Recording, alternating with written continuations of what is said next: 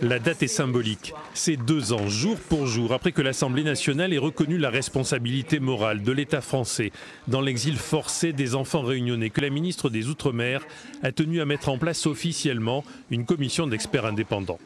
Aujourd'hui, nous avons vraiment besoin à la fois de faire un bilan à peu près exhaustif de ce qui s'est passé, mais je crois aussi de repartir et d'aller voir en face les administrations, de faire un bilan à partir de ce qu'a dit l'IGAS, et surtout ensuite, une fois qu'on aura compris ces histoires de vie, de permettre à ces jeunes, à ces personnes, d'avoir accès à leur origine, de pouvoir voir leur dossier, et à partir de là, d'avoir un avis sur les suites possibles que peuvent avoir les revendications qu'ils expriment en termes de réparation.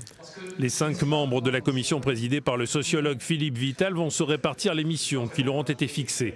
Leur statut leur garantit une indépendance totale pour rétablir les faits historiques qui ont engendré ces milliers de drames individuels. Ils devront aussi recenser tous les Réunionnais exilés qui sont encore seuls face à leur passé et n'ont pas rejoint d'association. L'urgence, c'est de faciliter l'accès au dossier.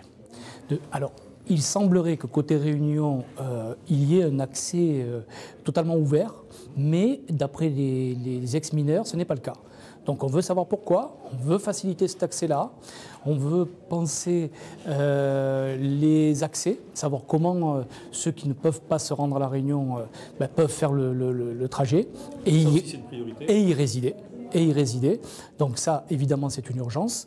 Mais je vous dis, dans un premier temps, ce qui est important aussi, c'est de dénombrer, pour n'oublier personne. Du côté des associations, le sentiment d'être enfin entendu est désormais mêlé à une très forte exigence vis-à-vis des travaux de la commission. C'est vrai que dans les priorités de nos attentes, c'est les billets d'avion qui nous étaient promis et dus, car nous devions retourner à La Réunion tous les ans.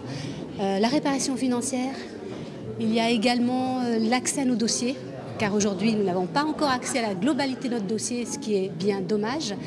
L'identité, qu'on puisse retrouver notre identité sans aucune contrainte, parce qu'il y a eu quand même également des falsifications d'état civil. Un premier bilan d'étape des travaux de la commission devrait être mené d'ici 6 mois avec la ministre des Outre-mer pour que le gouvernement puisse proposer les mesures les plus urgentes.